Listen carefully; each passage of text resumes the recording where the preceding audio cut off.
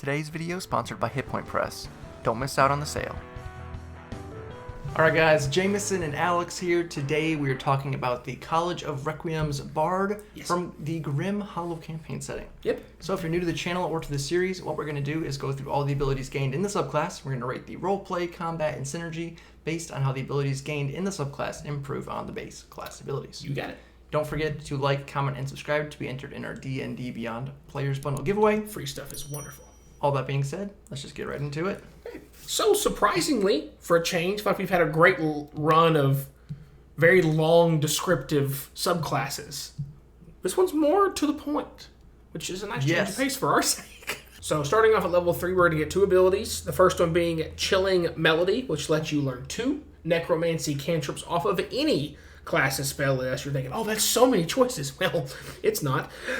These count as bard spells for you, but do not count against the number of cantrips you know. There's a total of 4. And that's the 4 official. Right. And another ask on top of that is it's only if you're counting Explorer's Guide to Wildmine as well, which some people don't. True. So it's like 3.5.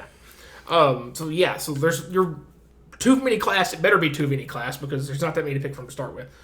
So as of date of recording, you got 3 asterisk a 4th choice to pick from there. So not a ton. At least officially, but you're playing with homebrew, so chances are you might have some maybe homebrew. you get one more hidden in there somewhere else. Also at level 3, we have Pluck the Heartstrings. You gain the ability to use your Bardic Inspiration to pluck at the tethers of life within a creature. A creature with one of your Bardic Inspiration die can expend it while dealing damage with a weapon attack, dealing additional necrotic damage equal to the result. Additionally, when a living creature that has your Bardic Inspiration die is reduced to 0 hit points, it can expend that die as a reaction and be reduced to 1 hit point instead. I will make the very quick comment here, and we'll go into more detail later, obviously, that I do love that this has 2 uses, because if the only use was the keeping you up on going to 0, we've made this comment before, we don't like abilities that you never want to use. Right. Because, you never want to go unconscious. You're probably going to, but you never want to, so it's kind of, so it feels bad almost at times, but at least you have another option with this. And one fun thing, too, with that is, if for those people that always forget that they have Bardic Inspiration, here you go. Be like, oh, yeah, didn't you have Bardic Inspiration? Oh, yeah, I did, so now I'm not unconscious. Now I'm not dead. Good thing I didn't remember to spend that. Completely forgot I had it. Anyways, level 6, we have Stir the Bones. You learn the Animate Dead spell. It counts as a bard spell for you and doesn't count against the number of bard spells you know. When you give a creature one of your Bardic Inspiration dice, choose a number of undead creatures equal to your proficiency bonus under your control and within 60 feet of you. Chosen creatures each gain a Dirge die, which they lose if they do not spend within the next 10 minutes. Dirge dice can be spent the same way and under the same circumstances as Bardic Inspiration. You can also issue mental commands to undead creatures under your control as part of the same bonus action. When an undead creature you control expends a Dirge die on an attack roll that hits, it can also apply the result to the damage roll. So basically, you're just giving all of your summoned animated creatures Bardic Inspiration for free. Yes. Not too bad. Makes sense, it's and the artwork with this is very like Pied Pipery, so you're kind of like controlling these little dudes to run around with you and help you out. So it makes sense that they're following your commands. They feel the music, part of what you do. And finally, our capstone is Dance of the Dead at level 14. When you cast a necromancy spell that targets only one creature, you can have it target a second creature within range. This does not consume additional components. Once you use this feature, you must finish a short or long rest before you can do so again. I mean, obviously, you're just going to think Finger of Death, right? Just go to. Sure. Right? I mean, the point being... It's a go-to for sure. It's a free twin cast. Animate Dead? Also, yes. Which you get for free on here. Yeah. It is a free twin cast once per short rest. Yes. On a necromancy spell. Sure. All right, so those are all the abilities. So let's just jump straight into the rating portion. First up is the roleplay asterisk, as always. Talking about roleplay, we're talking about interacting with the world around you, interacting with creatures, NPCs, non-combat scenarios, avoiding combat, basically things outside of the initiative order. Not talking about your class fantasy, history, lore, background, that's on you as a player. We can't rate you, but we can rate the abilities gained in the subclass and how they might improve your potential in those roleplay scenarios. So, all of that being said, there's not a ton going on here in the roleplay mechanic side of things. Nope. The cantrips thing tend to, I say with they tend to, when there's only 4, maybe 3, Yeah. tend to fall on the combat side. I mean, there's like Spare the Dying. Okay, but other than that, I mean, you're going to have combat to those. Yeah, pretty much. So there's maybe a tiny bit of use with that. It's very rare, probably Spare the Dying. Outside of combat, it's a stretch. Animate Dead has some potential. I mean, just having extra bodies, you can trigger traps with, or, freak some people out. Exactly. We've done this together for a little while now. I don't know if you guys have seen this, but we reviewed a few subclasses. But yes, the Capstone has some major RP potential. The biggest thing with that for the roleplay would be true resurrection. Yeah. Obviously, circumstances have to line up for that to happen in the first place. But you don't have to spend the material components. So if you have 25,000 gold versus 50,000 gold, and it only uses 1 spell slot as well. So if you're like in a dire need, like 2 of your party members died, you got 25k gold on hand. Well, now you not anymore. So you can do that kind of thing. Yep. So there's some potential with that for sure. That being said, it does all fall on the niche side of things. So we just went with a 2 out of 5 in the roleplay. You're having to stretch to find a lot of mechanical roleplay value with this subclass. Obviously, this thing leads more to the combat side of things. I wish there were more cantrips you could pick from. Yeah. The good thing is that Toll the Dead is an option, which is a good damaging cantrip. It's a great. It is a wisdom save. It's not a great save. It's not it's not an intelligence or Christmas save, but it's better than a strength save or con save on like some other cantrips are that use spell save DC instead of attack rolls. Because as a bard, you're extremely limited with damaging cantrips. Like at base, like Vicious Mockery is one of the only ones you get. At least with that one, you have the extra effect on top of the not very much damage. Right. This, taking Toll the Dead at least give you an option to get some more damage, and that big D12 die does, scale up with you as you go. So that's a nice thing to have. And even like Chilling Touch isn't bad either. No. Or Chill Touch, I should say. Yeah. Just to prevent the regain of hit points can come into play sometimes. If you're fighting things that they have a healer as part of their party or something, it can help. Or you're fighting stuff that you figure out is regenerating hit points without metagaming, of course. We don't encourage metagaming, but if you to me as a DM, you would let your party know it looks like they're either revitalized in some way. Seeing the wounds close up, or there's a right way to make your perception or something. Correct. Yeah. There's a right way to make your party aware of that, or anything. If they seem like the battle's going on longer, they feel like it should. It's like there's a reason for that kind of thing. Right. Anyway, of course, with the Pluck the Heartstrings option, getting a extra necrotic damage, which is a solid damage type, not top tier, but it's definitely not awful. It's not poison. Fire poison. It's not fire or poison damage. So as long as you're not fighting undead, it's a good damage type. But again, it's a little lackluster compared to what a lot of other Bardic Inspiration die use. Yeah. I would rather spend that Bardic Inspiration die to make sure I hit, or to help on a saving throw, as opposed to just getting some extra necrotic damage. It just seems like it could be a little bit more there. Maybe it was extra necrotic damage, and you get to heal that damage. Yeah, back. I mean, you could use it as a defensive tool too. Like if someone's getting low, just give it to them and just tell them hold. Don't use it. Just hold it just in case you go down. Right. That's definitely the more potent option of the two, because that's especially if you have a half orc with this, or they have multiple or Death Ward. Yeah, because essentially, if it's Death Ward on a Bardic Inspiration, and Death Ward's a level 4 spell. 4 spell? 3 spell. 4. 4? That's the first time. Yeah, I think so. I think it's 4.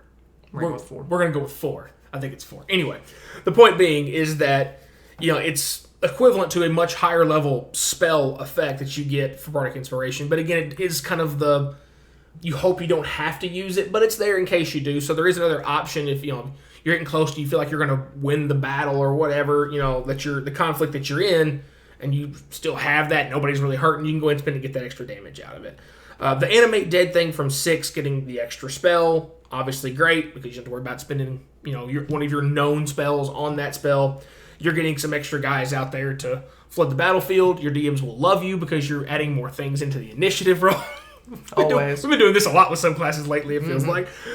So anything out there that can, do extra damage is great. But I think the more we have played, the more we have discussed, read through things, done some work on our own content, preventing damage, something that absorbs hits for you, because is more valuable most of the time because the little amount of damage these things are going to do individually when you animate dead, not a ton of damage.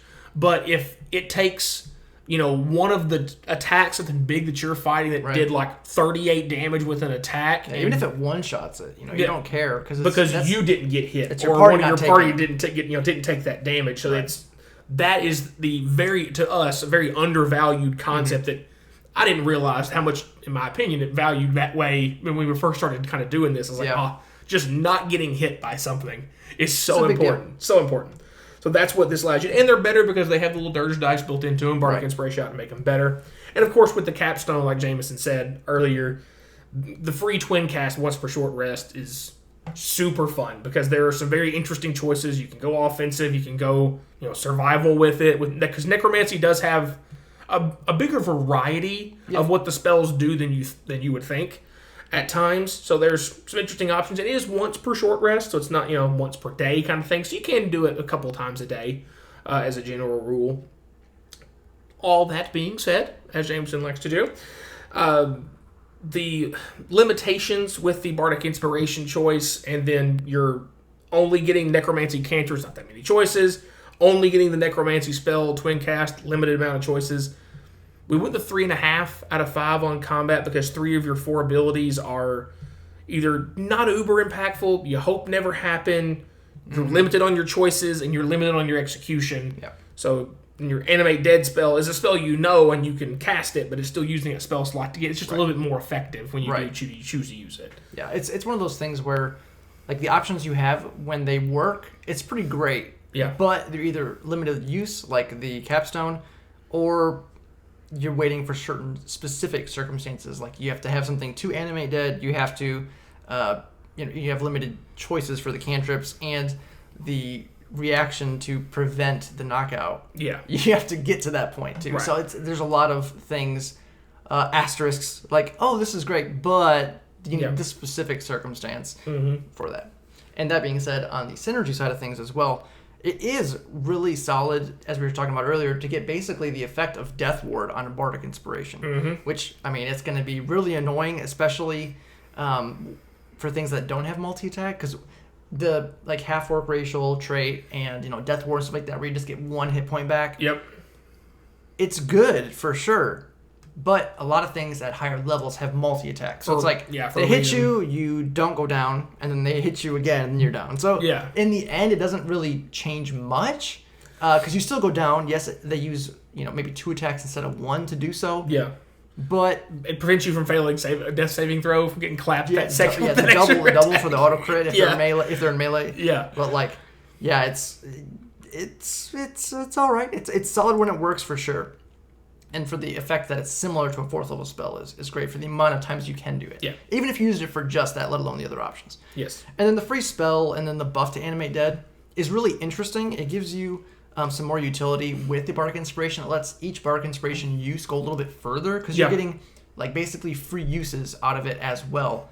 And, as we're talking about with the action economy and stuff like that, it's kind of like a pseudo healing because you're preventing your party members possibly from taking that damage. Yep. Obviously, that could just all go completely against your plan, and you could just get hit all of your animate deads with a fireball or something, and it doesn't matter. And it feels bad. Because then, it doesn't really make much of a difference because they're all hit by 1 single attack, like an area of effect kind of thing. Mm-hmm. So those circumstances do happen, but basically, you're getting a decent buff to your Bardic Inspiration. You get some more action economy use with the animate dead, and it falls back onto the potential for the duplicating high-level spells is a pretty big deal. So we went with a 4 on synergy because you're getting some nice abilities that are incredibly potent when they do work, but you have to wait a while to get to that point, especially for the high-level spells. Bards are very unique as they have a ton of variety of stuff that they can do. Right. They are a full caster getting access to a wide variety of spells. They are great with skills and things like that, obviously, as well. And this touches almost all of the different things that bards are able to do with multiple extra effects for their Bardic Inspiration, extra spells, both cantrips and regular spells, and getting some extra potency with necromancy spells. Not one you would normally think of for bard, right? Leaning into all that much, but some definitely interesting options for sure. Yeah. So If you guys enjoyed the video, don't forget to like, subscribe, hit the bell notification so you know when all of our new videos are coming out. Check out our sponsors in the link down below. And as always, thanks for watching. Black Friday has come early to Hit Point Press. Enjoy site-wide discounts and tons of new products ready to go for the holiday season. Humblewood, animated spells, Griffin Saddlebag, the Deck of Many, miniature STLs, and more. Don't miss out. While you're checking everything out, make sure to pick up Fablemaker, the new Series 2 animated spells, and try out a free download of the Shift Quick Start Beta, a brand new RPG system in development. Use the code BF2022 at checkout to get an additional 5% off orders over $50. Shop the sale at hitpointpress.com.